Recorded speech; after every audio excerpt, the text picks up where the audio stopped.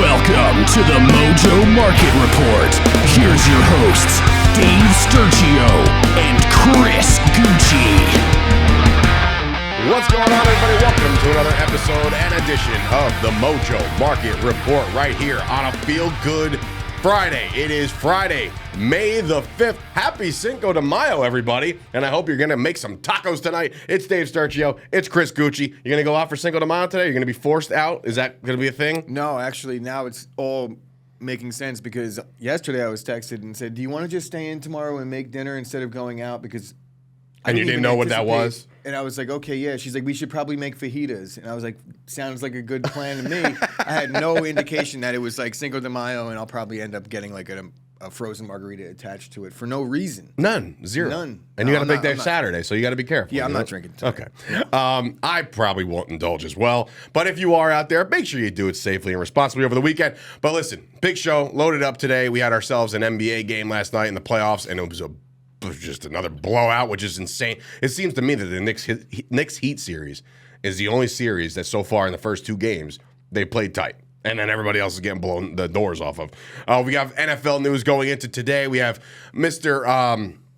Kyle Brandt put out a nice little list over there on the NFL Network. We want to dive into that a little bit because, you know, we always dissect lists. We're list people over here. And, of course, the MLB rolls on as well. I will start with the MLB real quick. Are the Mets in trouble, considering the fact that all that money they invested in a guy like Max Scherzer and Justin Verlander? Scherzer gets popped for the sticky stuff, 10-game suspension, comes back, gets shellacked. Verlander, first start of the year, gets back-to-back home runs. The Mets lose again. Yeah, but Verlander, are we Verlander here? did settle in, and he did pitch five They still solid lost the game. innings, Still lost the but they're game. not going to hit. So if the Mets aren't hitting, it doesn't really matter how good Verlander and Scherzer get. I'm a little more concerned with Scherzer at this point. Verlander on his first start back after an injury, you expect a little bit of jitters, or not jitters, but rust. Sure. That's a better way to put it. Sure. So I'm not really overly concerned about Verlander. Scherzer, if we saw what we saw at a Garrett Cole's little decline after he got popped, I say popped in parentheses with both of these guys because, you know, is it really popped? Neither one was really like proven to be a cheat. But you did take a 10-game suspension, so you were doing something illegal, but I don't know if his intent was to be a cheater. And sweat. I think that maybe he was suspended because of his behavior thereafter, possibly, but I have no idea. That could be a thing. I wouldn't say that the Mets are in trouble. They're in the same spot as the Yankees. They're in no more trouble than we are, and I say we as Yankee fans. Sure. But, you know, it's still May 5th, so we have plenty of time. It is May 5th after all, so let's Mets not hit got that. to hit. I think the pitching will fix itself. The more concerning thing about the Mets is if they even have a lead, it's over as soon as they bring in anyone in the bullpen. Yeah, the bullpen's struggling is a right now. mess. Speaking of struggling, the Los Angeles Lakers last night, after their big win, LeBron started off very hot in this game. He started off where we're like, okay, could be a LeBron game. This might be a thing where they go up 2-0. But just before you know it, it was all she wrote, and it was very fast.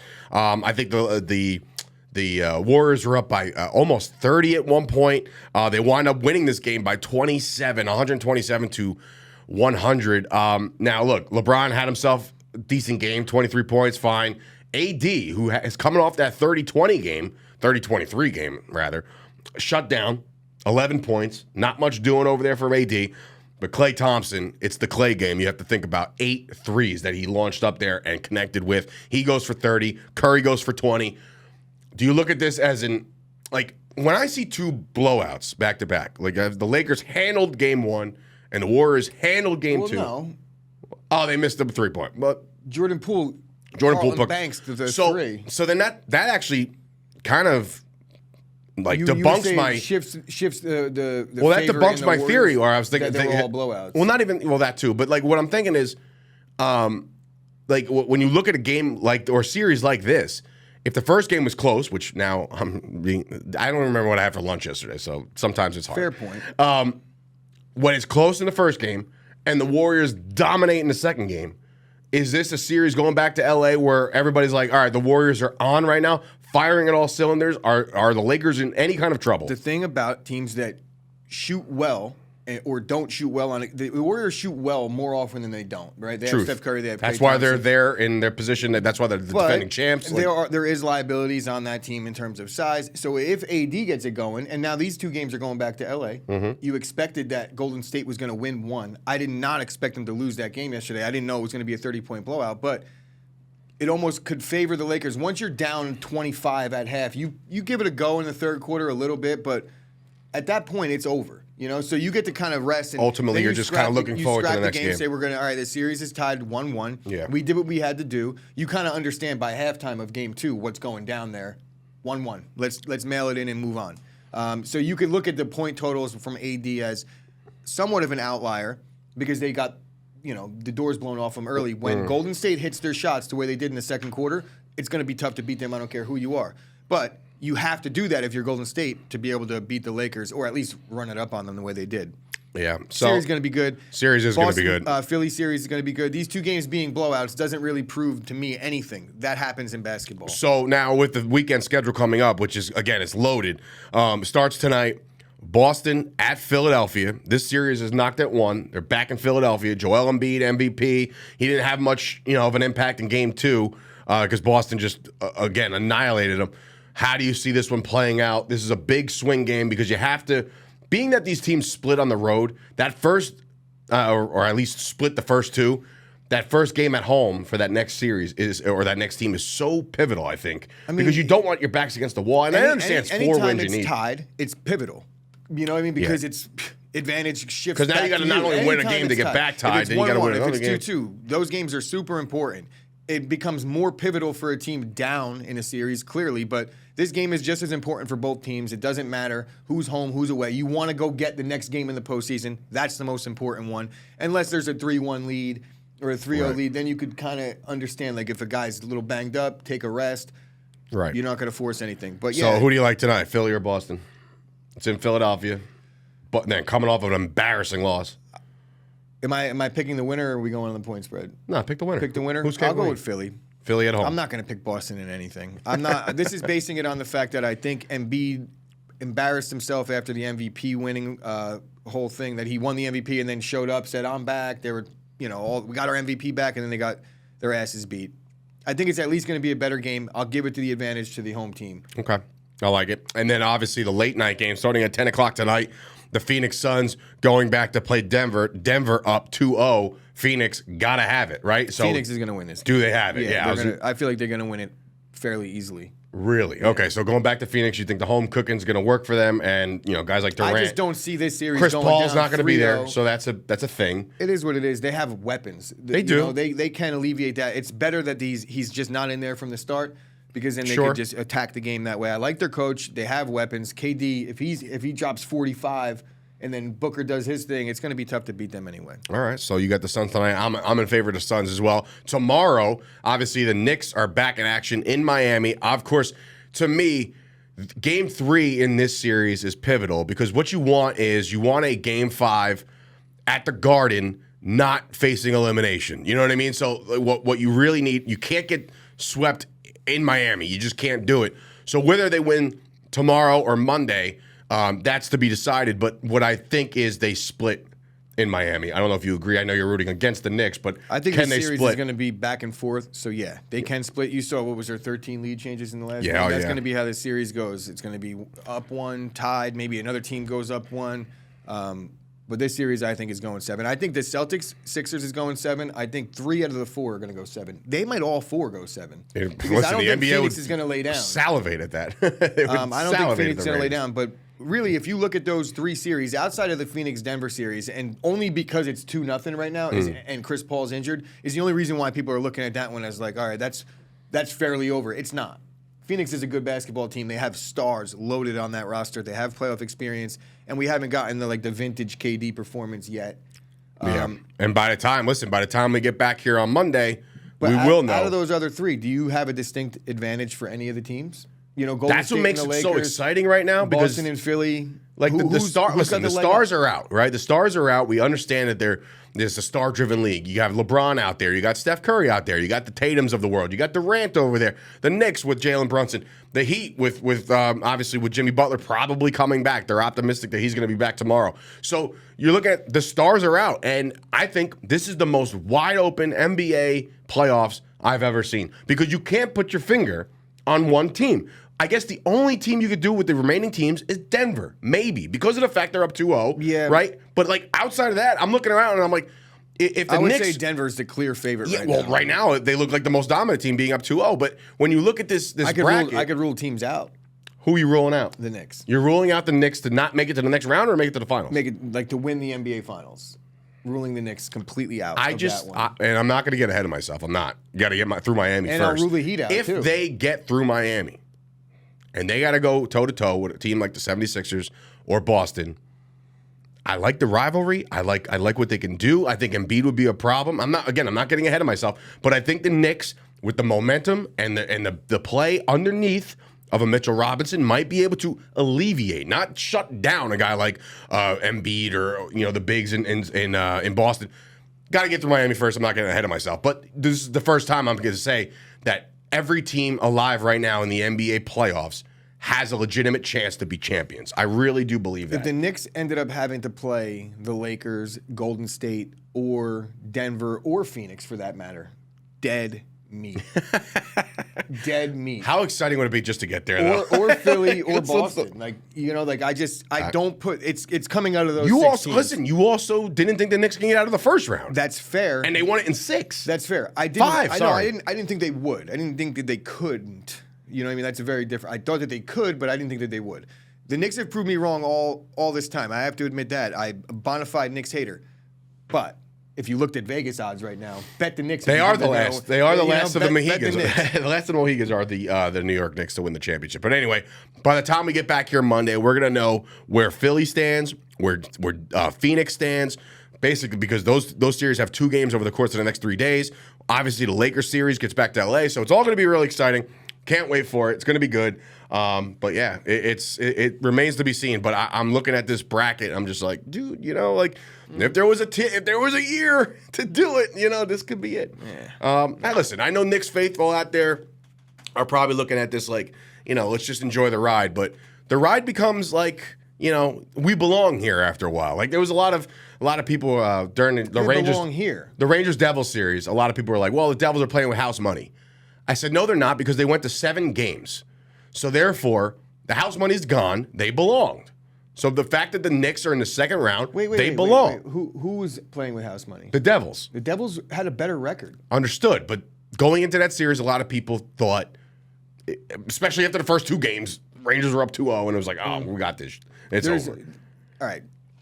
I don't know who would ever say something like that. I saw it in the Chop Sports group. To say that we're on house money in a series against your bitter rival. No such thing as house money in that series. Everything else means something, of course, but in that series, it's like that's your NHL Stanley Cup Finals, according to you. So there's no such thing as house money. Shame on you, hockey fans. Passionate bunch.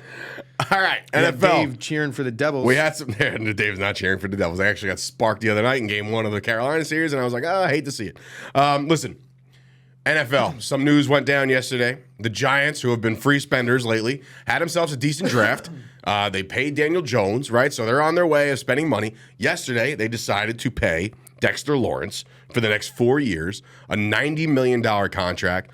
$60 million guaranteed. And when you look at the total body of work over the first 4 years of his career, Dexter Lawrence has 16.5 sacks, which is just around 4.1 sacks a year, or 4.2 sacks a year. 2.5. Whatever. Do they justify this contract of giving it to their guy? Like this is their dude. And meanwhile, there's a guy back there wearing number 26 that's like, hey, I need money, or I'm not going to play. Well, I heard that he is going to play. That was the news. That's now. Well, no. Just wait until we get there. Well, no. That's what it was. It said he's not going to do any of the OTA stuff, but Saquon will be there. Is what I saw on one of my trusted Nobody's going to listen. When you're getting paid that kind of money, $10 million, $11 million for the year, just to go, you're going to go. Like you're not. except if you're Deshaun Watson, who was in a heap of trouble. Like, I've never actually seen, the last time I saw somebody sit out and say, screw the money, was of note. Like, who actually sat out a year? Le'Veon Bell? But I think the first year he came back. The second year, it was just a disaster. I don't even know how. I think Lev Bell just did not. He just said, you know what, the hell with the money, I don't want to play. And that's it. He wouldn't play an attack. I think that's the last one of note, but it's like, that guaranteed money is that guaranteed money. When you have the franchise tag, I know. Le'Veon Bell, it blew up right in his face. His career went down the shitter, dude. It was over. He ended up signing a way lesser deal with the Jets. Right, but oh my God. You forget about those days because they just didn't exist. Like, it just never. You got to be careful. When you bet on yourself, that's great. If you're talking about the Saquon Saquon thing, I think if anything, people will look at this and say, well, where's Saquon's money? And it's like, well, this is probably helping them get Saquon. It does alleviate some because cap. when you do things like this and you restructure, we're talking about now Rashawn Gary in Green Bay. They're saying that everything is hinging on getting him to do an extension. Why would they want to do an extension with a guy that they just recently did an extension with? Because they want to work the contract around. Kicking the can down the street. Things but up. We'll I don't see. know that they're kicking the can down the street. I think what they're doing is actually lining themselves up for 2024. If you look at all the moves the Packers have made, including the Rodgers thing, the Jordan Love restructure, Savage thing, it all lines up for Green Bay's going to have really, really a lot of options when it comes to 2024. Well, because I mean the dead cap, the money hit this year is horrible, but next year it's off the books. So that's a big thing. So there was an interview done yesterday not an interview. He showed up to sign his contract. That was Lamar Jackson. He goes out there, finally makes it official, puts pen to paper. He's the Ravens quarterback for the next 5 years. He comes out and says something along the lines of he wants to throw for 6,000 yards. That would break records. Chris is somebody like Lamar Jackson with now the new weapons that he has, a returning Bateman. You go out and you get Odell. You have a good draft. Is this at all remotely sniffable? Like, can you possibly throw for 6,000 yards with his skill set? Because I'm going to say, can he do it, and why is the answer no? I'm checking his MVP season. He only threw for like 4, if that. If that. It was more because he was the human joystick and hit the circle button a whole bunch of times. Well, no, he had 36 touchtown passes and 6 picks that year, too. Yeah, but he only had 3,000 yards. So, so you need to double your MVP? That's a hard no. So, just do math. But I will do that. I will say this. On the Mojo market right now, he's narrowly behind Dak Prescott, and he's right ahead of Trevor Lawrence. So do I expect him to exceed Dak's expectations? I mean, Dak doesn't have an MVP. Lamar does, and Lamar is still worth a little less on the Mojo market. So let's be careful. 353 a game. Yeah, that's not happening. It's not happening. Not going to happen. No, especially because new offensive coordinator or not, like, he's a run-first dude. There's jokes about it that he reset the running back market. I don't know that. I don't know that we're gonna say he's a run-first guy. I think that he's run-first. He's a quarterback. He's definitely not like this. Isn't flag football. It's not. He still has some attempts. He's within an offense that's calling plays that he has to abide by. It's not like they have the RPO thing. They do all those things. But I wouldn't say that when he drops back to pass that his first thought is to take off. No, he does maybe a little bit because they have sooner a drawn-up play. But I feel like the A option, B option, and then like, book it option. They're not going to give him the opportunities to throw for 6,000 yards. If he wants to do that, that's a good goal to have. It's not going to happen. But I'm not going to sit here and trash the guy for a goal. I understand you set a lofty goal. If you shoot for it, you might get close. That's whatever. However you want to botch that analogy that we did that one day. But I'm not getting into that again. Look, congrats to Lamar. He's got a record signing bonus that he's getting paid up for. Record. So he's setting NFL records. They got some other things worked into his contract that, when you really look at it, Lamar won. Lamar, he bet on himself. And yesterday, the only thing I have an issue with his haircut. But at the same time, it's his haircut. Who the F am I to really care? His coach is probably like, Lamar, what are you doing? And then he was like, Coach, I want to wear my hair like this. And then the coach all was fair like, game. Go ahead. Go nuts. I guess so, buddy. Yeah, right? What are you going to tell him? You got to shave your head, dude. It's like we're splitting hairs. Literally. We should be celebrating the deal. Congrats to Lamar. I'm not going to bash him for how many yards he wants to throw for. He's probably going to run for more, though. Of quarterbacks, like we said in the open, Kyle Brandt of NFL Network put out his tiers. We're going to flip it on over to the NFC and kind of break down what he decided to rank. He ranks them into tiers, right? So just agree or disagree kind of thing. Should anybody be replaced? Should anybody be put in another tier? We'll kind of run through this rather quick. the number one quarterback in the NFC to me is by default because he's a Super Bowl appearing quarterback, and he's probably the best skilled quarterback out there. The number one quarterback. Jalen Hurts is number one, right? It's better to have this conversation with like the Jalen and Dak thing. When people were saying that Carson was better than Dak, I was like, you are all high as a kite. But you know, it is what it is. Carson's not even in the league. So number one is Jalen Hurts. The second tier consists of 3 quarterbacks. One being my guy, Rain Dakota Prescott, Kirk Cousins, and Matt Stafford. Okay, now take that for what it is, because if you look underneath, should guys like Derek Carr, Jared Goff, or Geno Smith be in tier 2? I think that they should all be in tier 5. Okay, wow. Because all right. No, you get what I'm saying. No, but no, that's why he tiered them out. These guys together. Jalen Hurts is clearly above the rest. And if you want to know my honest opinion, on a game-by-game basis, Dak, Derek Carr, Kirk Cousins, they're very, very similar to me. I think that you would definitely I would put Dak over Kirk Cousins, right? But not much. Dak over Stafford? Right now, I don't know if Stafford's going to play much more NFL games. And on that team, it's going to be tough. All right. So I will put Dak over Stafford right now. I'm not taking Matthew Stafford over Dak. Maybe on a drive. Like if you had to go fourth quarter deal, I'll take Stafford. I would. But all right, so I'm just looking at this. So Carr, Goff, and Smith. Are any of those guys better than Dak? I think Derek Carr has an opportunity to elevate his game with the receivers he's going to have. I'm not so sure about the coaching and how it's going to work out with him there in the system and things like that, because I really don't know enough about Dennis Allen. To be honest, right? So I'm just going to say that out front. But I think Derek Carr had a raw deal in Vegas and Oakland.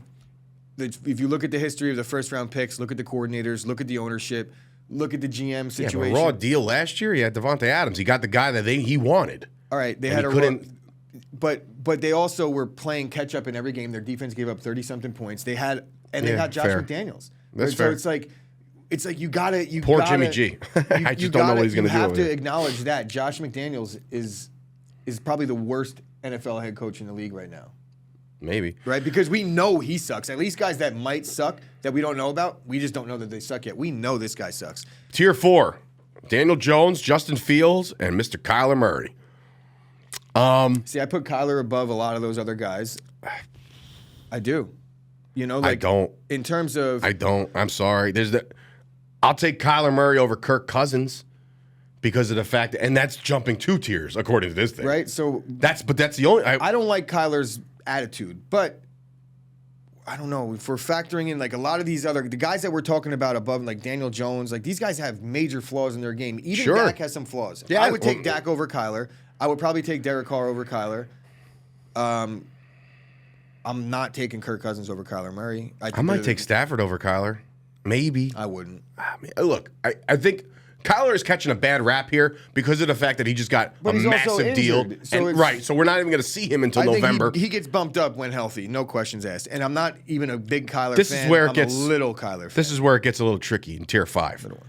Baker Mayfield and Brock Purdy. Baker Mayfield is obviously the new quarterback of the Tampa Bay Bucks, and Brock Purdy is being considered the starting quarterback of the San Francisco 49ers if the season started today. To me, there's probably 2 guys, just one guy, that I would bump above these 2. And I haven't even seen anything yet out of them. I'm taking, who's in tier 6 right now, is Sam Howell, Desmond Ridder, and your boy Jordan Love. And then tier 7 is a guy we've not seen yet, Bryce Young. I feel like that is a little disrespectful.